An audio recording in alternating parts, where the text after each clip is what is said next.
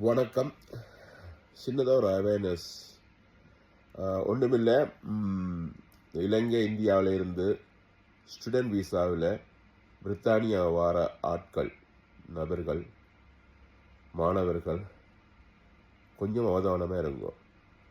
பிரித்தானியாவுக்கு எப்படி வாரது, என்ன விசா எடுத்து எப்படி வாரதுன்னு சொல்லி இங்கே இருந்து நிறைய யூடியூபர்ஸ் தகவல் உங்களை தந்து கொண்டிருக்கணும். நீங்கள் அதை பார்த்துட்டு ஓகே, நான் லண்டனுக்கு போகிறதுக்கு இப்படி ஒரு வழி இருக்குது, இன்னும் விசாவில் இன்னும் கோர்ஸ் அப்ளை பண்ணி விண்ணப்பிச்சு போட்டு ஒரு காலேஜை சூஸ் பண்ணி அந்த காலேஜுக்கு நிறைய பணத்தை கட்டி காசை கட்டி அந்த விசாவை எடுத்துக்கொண்டு இங்கே வர்றீங்கள். அப்போ நீங்கள் வார நோக்கம் என்னென்னு சொன்னால் பிரித்தானியாவில் எதிர்காலத்தில் நீங்கள் செட்டில் ஆகணும், நிரந்தரமாக இங்கே இருக்கணுமென்ற எண்ணம் தான் உண்மை. இங்கே படிக்க வாரதுன்றது அது ஒரு 10% தான். வாரத்தில் ஒரு நாள் காலேஜுக்கு போகிறது, அந்த கோர்ஸை படிக்கிறது, மிச்சம் 6 நாளும் வேலை செய்யலாம்னு வாரது. இப்படி வாராக்களுக்கு 20 மணித்தியாலம் ஒர்க் பர்மிட் இருக்குது, 20 மணித்தியாலம் வாரத்துக்கு செய்யலாம்னு சொல்லி ஒரு அனுமதியும் இருக்குது. அதை நம்பிக்கொண்டு வாரது. ஆனால் இங்கே வந்து தங்குறதுக்கு கூட இடம் இல்லாமல் அந்த கொலிச்சுக்கு பக்கத்துலேயோ இல்லாட்டி கொலிச்சு இருக்கிற இடத்துலேருந்து ரொம்ப தூரத்தில் போய் தங்கிட்டு கொலிச்சுக்கு போகிறதும் இல்லை, வேலையும் எடுக்க முடியாமல் நிறைய இளைஞர்கள் இங்கே கஷ்டப்பட்டு கொண்டிருக்கிறோம். நாங்கள் ஈழத்தமிழர்கள் இந்த நாட்டில் ரொம்ப ஆண்டுகளாக நான் வந்து 2 தசாப்த காலத்துக்கு மேலே இந்த பிரித்தானியாவில் வாழ்ந்து வருகிறேன். நாங்கள் ஆரம்பத்தில் வரைக்க இருந்த சூழ்நிலை வேறு, இப்போ இருக்கிற சூழ்நிலையெல்லாம் வேறு. இப்போ நாங்கள் ஓரளவு செட்டில் ஆகி கொண்டு வரைக்க புதுசாக வர இளைஞர்களுக்கு, மாணவர்களுக்கு எங்களால் முடிஞ்ச உதவியை செய்வோம். எங்கெங்கே எல்லாம் வேலை வேக்கன்சி இருக்கோ அதை நாங்கள் அவர்களுக்கு அங்கே வேலை இருக்குது பேசி விட்றது. ஓகே, நீங்கள் தம்பி அங்கே போங்க, அங்கே வேலை இருக்குது என்று சொல்லி, அது தமிழக உறவுகளாக இருந்தாலும் சரி, எமது தமிழீழ உறவுகளாக இருந்தாலும் சரி, நாங்கள் அந்த உதவிகளை இந்த வரைக்கும் செய்து கொண்டிருக்கோம். எங்களால் முடிஞ்சது செய்து கொண்டிருக்கிறோம். எங்களோட மொழி பேசுகிறார்கள், எங்களுடைய இனம் என்ற அந்த உணர்வோடு நாங்கள் நான் மட்டுமில்லை, என்னை போல நிறைய பேர் அந்த உதவிகளை செய்து கொண்டிருக்கிறோம். அப்போ லண்டனுக்கு வரணும் என்ற அந்த எண்ணம் வந்து எல்லாருக்கும் இருக்கும், எல்லாரும் உழைக்கணும் என்ற எண்ணம் இருக்கு. ஆனால் இப்போ பிரச்சனை வேறு. இப்போ ரொம்ப மாறிடுது. ரீசெண்டாக இப்போ ஒரு 1 மந்தாக பிரித்தானியாவில் இந்த இமிக்ரேஷன் எடுக்கிற ஸ்டெப்ஸ் எல்லாம் வந்து படு மோசமாக இருக்குது.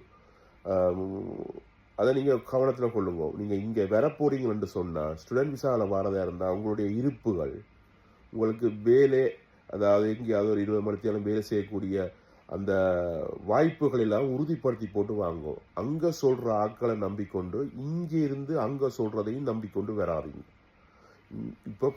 இப்போ நான் ரீசெண்டாக வந்து எனக்கு நிறைய நண்பர்கள் மூலமாக வேலை வேணும்னு சொல்லி கேட்குறப்ப நாங்கள் பழைய அதாவது இப்போ நீண்ட நாட்களுக்கு, நீண்ட மாதங்களுக்கும் இருந்த சிச்சுவேஷன் கம்ப்ளீட்டாக மாறிட்டுது. அமெரிக்காவில் ட்ரம்ப் என்ன ஸ்டெப் எல்லாம் எடுக்கிறானோ அதே நடைமுறை இங்கேயும் செய்ய வலிக்கிட்டு. நிறைய இளைஞர்கள் வந்து வேலை இல்லாமல் தங்கியிருக்கிற ஒரு ரூமுக்கு காசு கொடுக்க முடியாமல் நிறைய சிரமப்படணும். அடுத்தது புதுசாக ஒரு ஆளை வேலைக்கு எடுக்கிறேன்னு சொன்னால் முதலாளி பேரெல்லாம் பயப்படணும். இதில் சரியான விசா இருக்கோ, 20 மணித்தியாலம் தான் வேலை செய்யலாம்னு சொன்னால் அந்த வேலையை கொடுத்து போட்டு மேலதிக அவசுக்கு நான் வேறு யார்கிட்ட வேலைக்கு போகிறது, வேறு ஒரு ஆளை வைக்கலாமோ, இல்லாட்டி மேலதிகமாக இவருக்கு அவசரம் கொடுத்தா தனக்கு எதுவும் பிரச்சனை வருமோ, அப்படி நிறைய சிக்கல்கள். இப்போ புதுசாக வாராக்கள் இன்னும் நிறைய கஷ்டப்படணும். சும்மா இங்கே உள்ள யூடியூபர்ஸ், லண்டனில் உள்ள யூடியூபர்ஸ் வந்து இல்லாட்டி இந்த சோசியல் மீடியாவில் இருக்கிறார்கள், நீங்கள் லண்டன் வர வேண்டுமா, உங்களுக்கு இந்த விசா எடுக்கலாம், அந்த விசா எடுக்கலாம், ஸ்கில் விசா எடுக்கலாம், அப்படி இப்படின்னு சொல்லுவார். உங்களுடைய இருப்பு, உங்களுக்குரிய வேலை இங்கே கன்ஃபார்ம்னு சொன்னால் அங்கேருந்து வலிக்கிடுவாங்க. அது தமிழக உறவுகளாக இருந்தாலும் சரி, தமிழகத்தில் இருக்கிற உறவுகளாக இருந்தாலும் சரி. கம்ப்ளீட்டாக பிரித்தானியா நிலைமை, இமிக்ரேஷன் நடைமுறையெல்லாம் மாறி போய் நிற்கிது. நீங்கள் இருக்கிற ரூமுக்கு கூட உங்களால் காசு உழைக்க முடியாத, அதாவது வேலை எடுக்க முடியாத ஒரு சூழ்நிலை. சாப்பாட்டுக்கு கூட நீங்கள் காசை ஊர்லேருந்து எடுத்து செலவழிக்க வேண்டிய சூழ்நிலையெல்லாம் இங்கே கனவேர் அவதிப்பட்டு கொண்டிருக்கிறது. இப்போ சமீபமாக பார்த்து கொண்டிருக்கிறோம். உங்களுடைய இருப்பு, உங்களுடைய வேலை, யாராவது இங்கே வந்தால் வேலை எடுத்து தருவான்ற எண்ணத்தை கைவிட்டுருங்க. இரண்டாப்ப வேலை வந்து சரியான அனுமதி இல்லாத ஆட்களுக்கு வேலை கொடுக்குறதுக்கு இங்கே உள்ள எல்லா கம்பெனிஸும் வந்து பின்னடிக்குது. அப்படி விசா இல்லாத ஆட்களுக்கு வேலை கொடுத்தால் பெரிய தண்டப்படம் அந்த கம்பெனிக்கு இமிக்ரேஷன் போடுது. முதல் வந்து ஒரு விசா இல்லாத ஆளுக்கு 10,000 பவுண்டு வந்து தண்டப்படம். அப்புறம் அது 20,000 ஆகி 30,000 ஆகி 40,000 ஆகி இப்போ ஒரு விசா இல்லாத நபரை ஒரு கம்பெனி வேலைக்கு வச்சிருப்பா இருக்கா 45,000 பவுண்ட்ஸ் பெனால்ட்டி.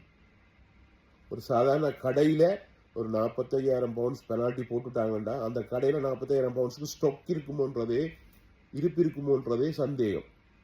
அப்போ யார் வேலை தருவான்? தயவு செய்து அங்கேருந்து புறப்படுறார்கள் ஸ்டூடெண்ட் விசாவில், ஸ்பெஷலி ஸ்டூடெண்ட் விசாவில் புறப்படுறார்கள்.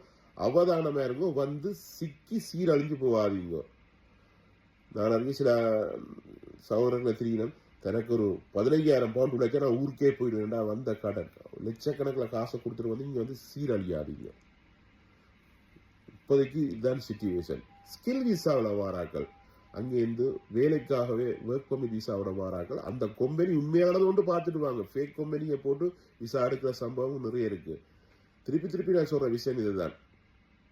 உங்களுடைய வேலை இருப்பு எல்லாத்தையும் உறுதிப்படுத்தி போட்டு பிரித்தானியா ஆக்குவாங்க. இல்லையோ ஒவ்வொரு சிட்டியா நீங்கள் அலைஞ்சு திரிவீங்க. அங்க வேலை இருக்குன்னு அங்க மூன்றது, அவுட் ஆஃப் லண்டனுக்கு போறோன்னு போய் அங்க போய் இருக்கிற, அப்புறம் அங்க இல்லைன்னா திரும்ப லண்டனுக்கு வர்றது.